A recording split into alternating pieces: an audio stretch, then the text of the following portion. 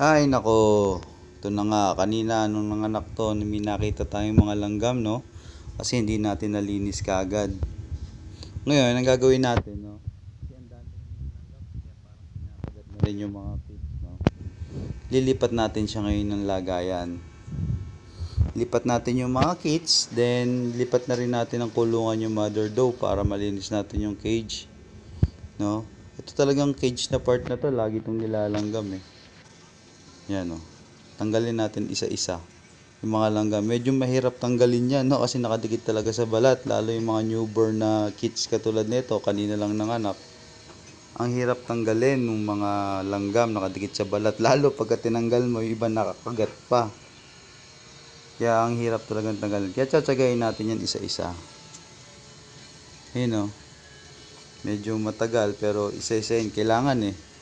Kasi pag di natin tinanggal yung mga langgam na yan, hinayaan natin, napabayaan natin, sure yan, mamamatay lahat ng kids. Kaya ang gagawin natin yan, kuhalin lang natin ulit, ayun no, daing langgam oh.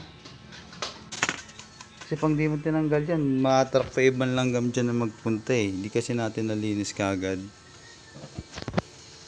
Ayun oh, dami. Dapat talaga pag nanganak, tulad yan, yung mga basal, yung mga first time mother doe, pag nanganak abangan natin kasi hindi lahat nung yung inunan kasi 'di ba may inunan yan yung pag nanganak may kasama kada kids kinakain kasi ng mother doe yun eh, kaya minsan hindi na natin nakikita. Itong katulad yung mga basal hindi nila nakakain lahat kaya may natitira tapos yung mga dugo-dugo dun sa nest tray naiiwan kaya na-attract yung mga langgam. Pag wala silang makain kakagatin nila yung mga kids hanggang sa pag natutunan nilang kakagatin yung mga kids, yun yung kakainin nila, no? Hanggang sa mamatay. You know? Kaya kailangan talaga natin tiyagain.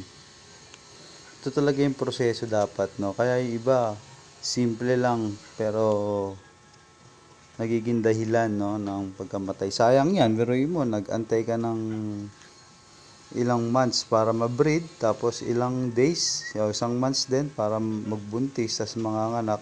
Tapos mamamatay lahat ng kids lang din dahil sa kapabayaan natin na hindi natin nalinis yung cage na nalalanggam. Ayan, nalipat na natin si mother doe. Nalipat na rin natin. Sana hopefully maging okay. Huwag naman siya sanang ma-stress, no? Patidein pa rin niya. Ito, mga busog naman to kaya hindi patidein dito. Yun lang guys. Sana nabigay ko sa inyo yung diskarte na ginagawa ko sa mga gantong senaryo. God bless.